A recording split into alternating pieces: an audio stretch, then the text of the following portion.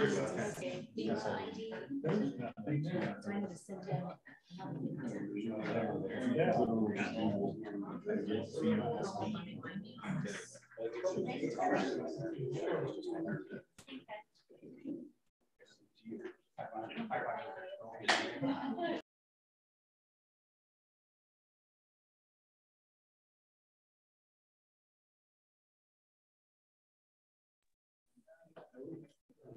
6 o'clock, so we'll go ahead and call the meeting to order. The first item will be roll call. Brown. Here. Pack. Here. Davis. Turkey. Here. Greg. Here. Neal. Here. Second Legion. I pledge allegiance to the flag of the United States of America and to the republic for which it stands, one nation, under God, indivisible, with liberty and justice for all. Everyone that's comfortable with it, take a moment of silence.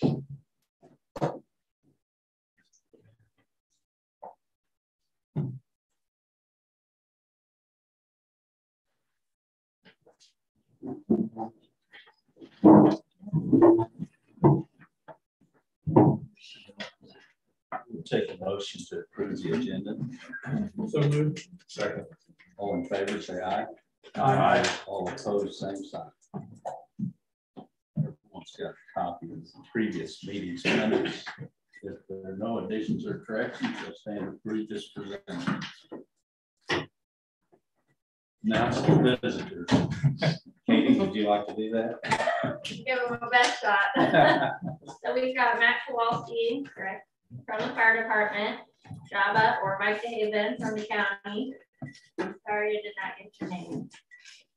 Pretty arrival. Yeah. What's that?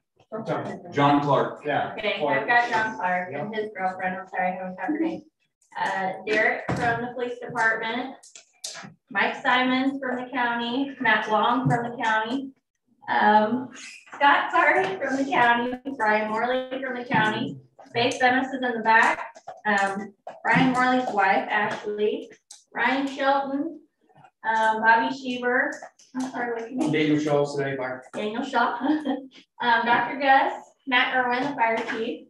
We've got Sean Jordan, Daniel Neville, Jacob White, John Flutie, Flo Hammer, and Aaron.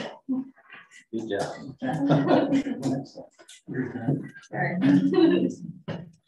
Presentation of awards.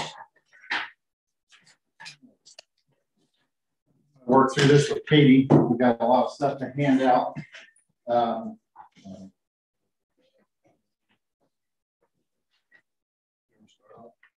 Yeah, you might have to.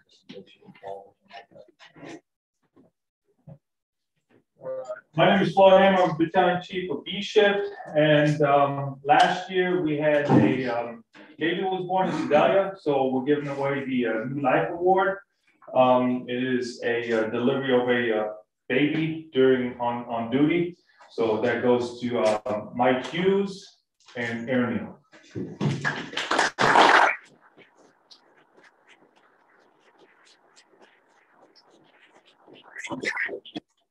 job. And good job. You guys also get a. By the way, you never got it. So put that in there. There's some coins on order, so they should be coming in a couple weeks. So, all right. Sure.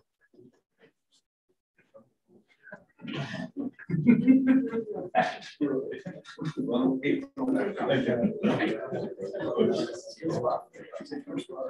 can go behind that.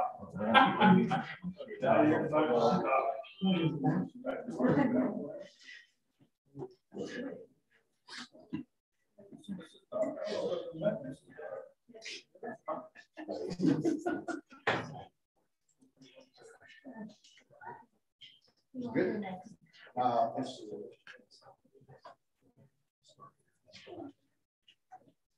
Okay, so I think we've all seen in the news the importance to have in society.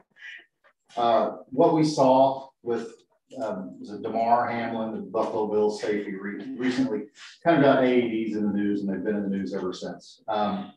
What we had recently in Sedalia, though, we've had AEDs kind of being dispersed throughout the community. Buffalo's got a drive for this.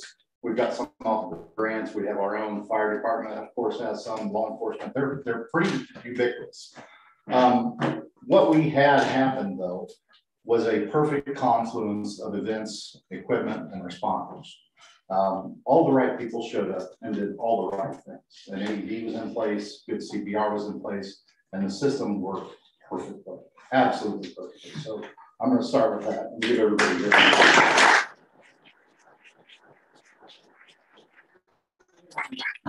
Thanks, coming together.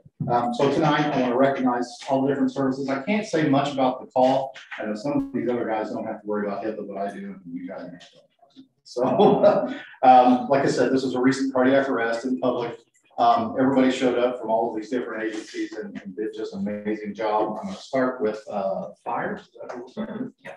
Okay, so I've got John Clark. Where's John?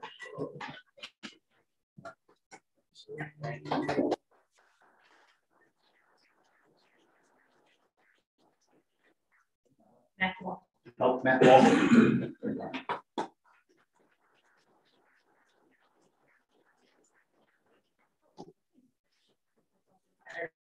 That's all from fire. Yeah, Tony Turner had a baby this morning in Scott Smith tonight. Wow. Somebody in my head. He called me this morning and goes, I'm not going to make it tonight.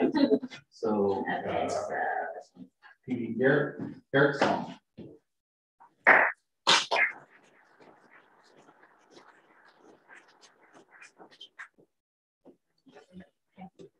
Got Brian Moore.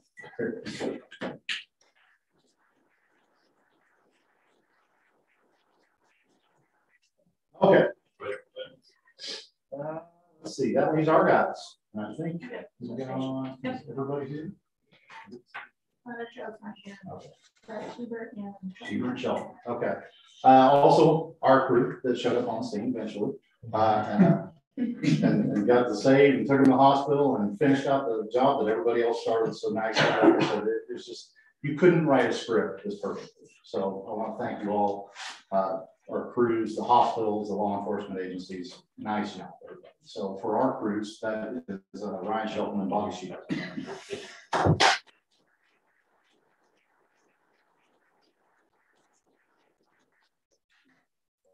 Those guys did all the work. I just wrote some report. Be honest. Nice work, Brandon. Great. Thank you all very much. Hey, did you want to picture everybody? Yeah. Eric, could Ed go to the front? Maybe she could take. That would be probably a lot better than all the clutter back here. Yeah. You guys don't mind it? Just almost just Chief, you can take it. I'm not taking the picture, but I'll take it. No. Yeah.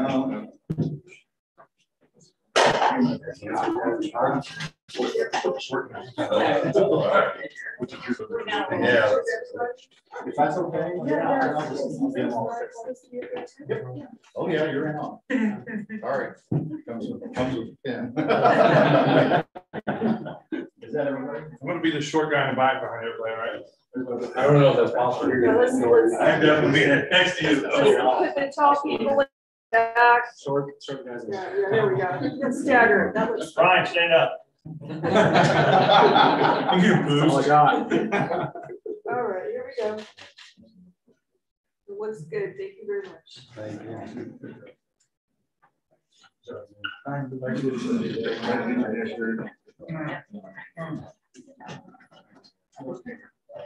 Oh, wait, no.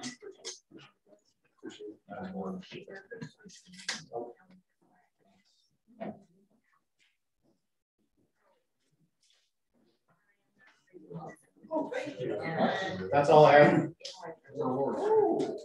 Thanks. You're welcome to stick around if you want to. That's about as exciting as it is. Sean's got some minutes to do it.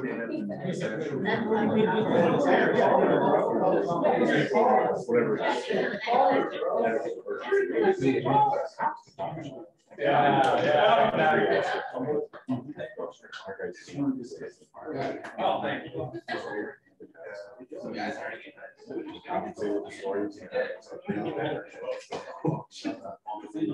Okay.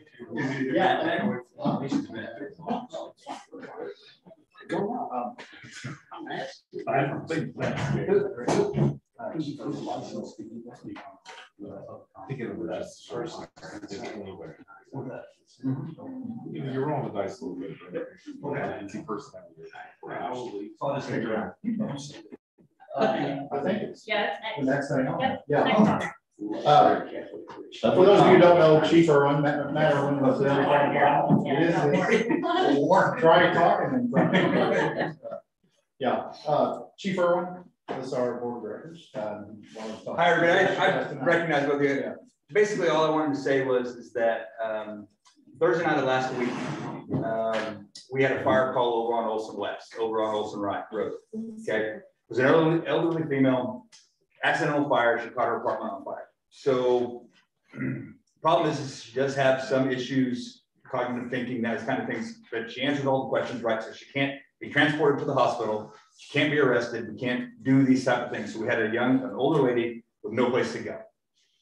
Myself, Deputy Chief Shaw, PCAD ambulance crews, Flo Hammer, Flutie, and I don't know what his partner's name was or her name was. Emma Smith. So between the 5 of us, we stayed on scene for almost an hour and a half trying to figure out where we could put this lady, what we could do with this lady. She didn't qualify for medical care. She couldn't be arrested. The members of your ambulance district, Flo Hammer, all trying to figure out what we could do with this lady. They were even going to come out of their own pocket to pay for a hotel room. They were going to buy her a meal. They were going to do all these things. So I really was kind of hoping they would kind of stick around just to be kind of recognized. But those are the kind of people that you have working for you.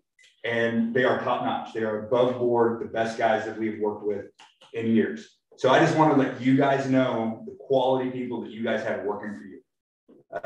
We were able to get her hotel room. The city went ahead and paid for a hotel room, but Flo Hammer went over and bought her a meal, and then went to Walmart and bought her some pajamas and some toiletries and brought all that to her, but out of his own pocket. So those are the people that you have working for you. And I just thought they needed to be recognized. So I just want to let you know. And so I didn't mean for this to sneak up on you. I told him I was going to do it. Thank you, Eric. Thank you. Yes. Yep. We have no other public comment, so we'll move on to the officer's report. CFO report. Okay. My report starts on page 4.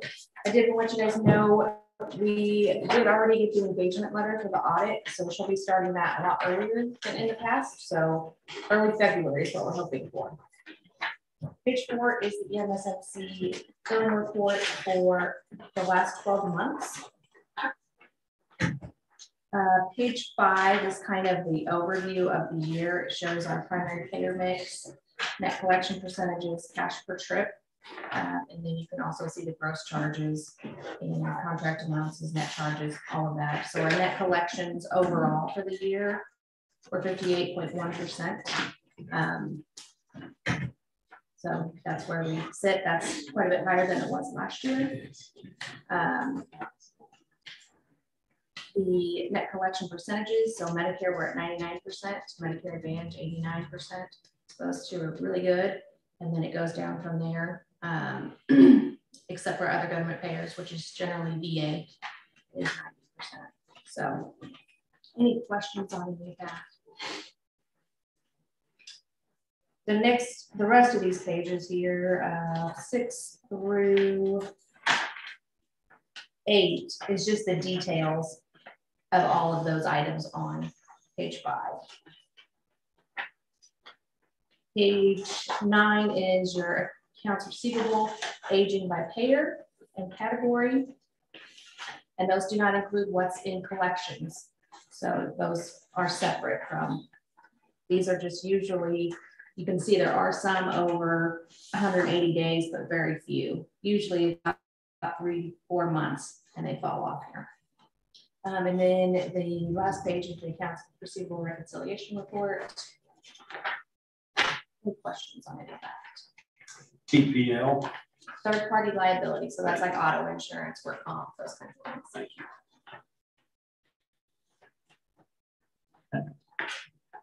you. Page 11 is our sales tax receipts for January. You can see it's the highest January we've ever had.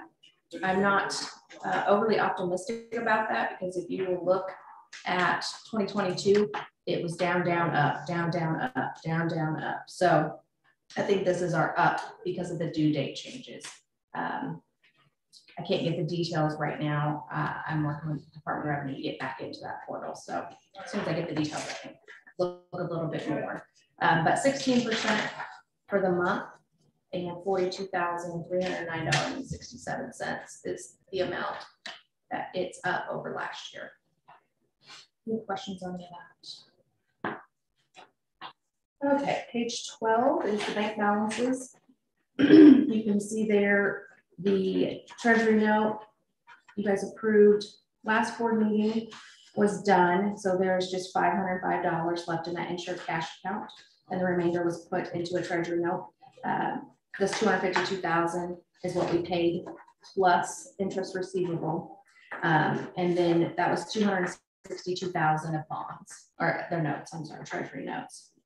And those mature on 12/31/2023. You can also see the slight difference in cash from the 5th to the 19th, $8,126.77. And then year over year, a little over 1.1 million year over year. Any questions on any of that? Page 13 is just the same information in a picture form. You can see the chart there, the increase in cash since 2018. Page 14 is our cash reserve analysis. Not much difference between now and last board meeting. Months cash on hand in the operating expense is 5.5 months. It was 5.49 last board meeting, so a very slight difference. Any questions on any of that? Pages 15 through 17 is the check register. So do that. Do you have any questions?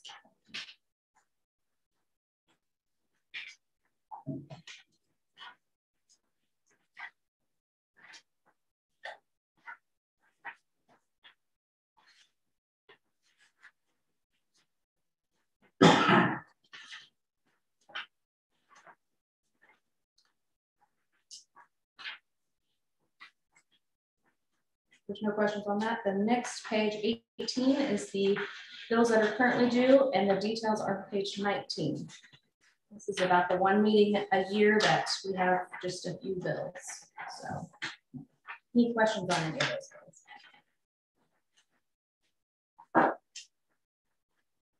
Oh, that is the end of the report.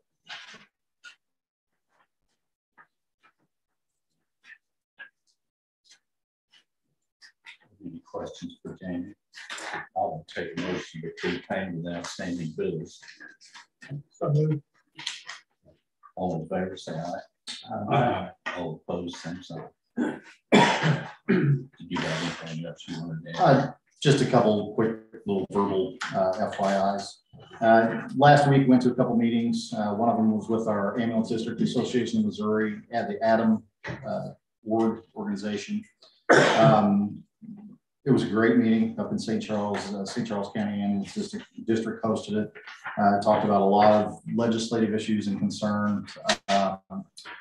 There's one that doesn't affect us, but it does kind of indirectly about property taxes, Senate Bill 8, and there's another that is dealing with the 1/2 cent to 1 cent sales tax potential for what that is a lot of the districts that are just have a very small tax base are needing to expand. They're running out of help, they're running out of equipment. So that one's been popping up every few years. Adam supports it. I don't think we'll ever need it here, but it's just something that we talked about. Several other legislative issues. as well as Frank Flashpoller, our attorney, was up there. So I got to chat with them for a little bit. Very good meeting, amazing station, St. Charles is quite the organization. They just built a $35 million headquarters building up there. I'm not going to ask for anything like that anytime in the near future. They also run 85,000 calls a year, so they got a little different financial picture than we do. So that went well. Marker, I went to that meeting, and then Kansas City, which is the Mid-America Regional Council, which actually got serve on that as one of the regional medical directors, if I'm not mistaken, regional. That was also a good meeting. We get different updates at different ones. There's a lot of bleed over between Kansas legislation and Missouri, so I try and keep up on all those. I don't really have any issues to report, just letting you know what that Marker meeting does.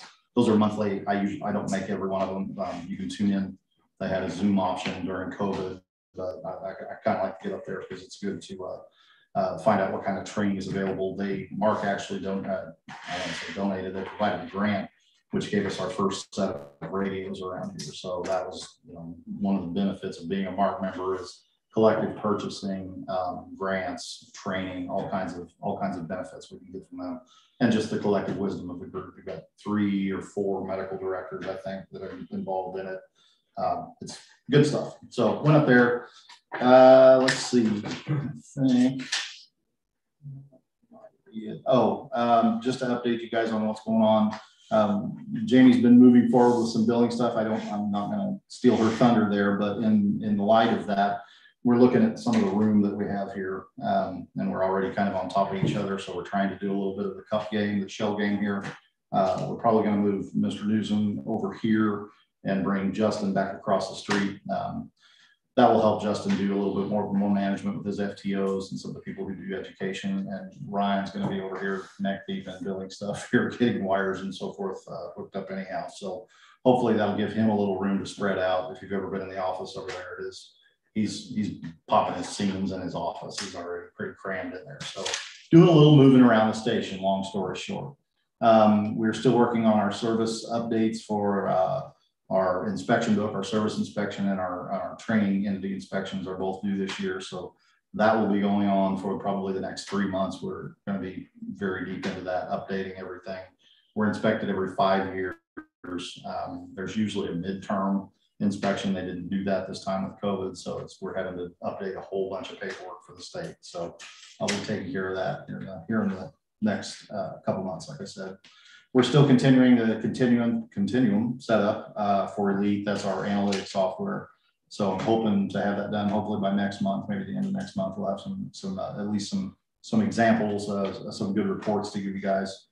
And as far as hiring, we did interview quite a few EMTs. We've got offers. Instead of doing some full-time and some part-time, we put offers out to them as all of them PRN. They'll go through orientation. At the end of orientation, we'll decide, which ones we want to offer full-time positions to based on how well they did in orientation. There was also one current PRN employee who filled one of the open spots. And I'll introduce you to him at a later date. He's not here right now. So the one moving into an open FTE and 7 offers for PRN, which will really help Roy out and getting some scheduling and hopefully cut back on some overtime. So that's all I got. Any question? I have one. What steps have we taken to promote our training opportunities for out-of-house people? Right now, and for the last couple months, Justin has been working hand in hand. I wish Erwin was still here because he could tell you all the details of that. Daniel Shaw, actually. We're getting a class together. We don't have to promote the individual classes. We get calls on that all the time. But generally, we do the EMT classes based on our needs.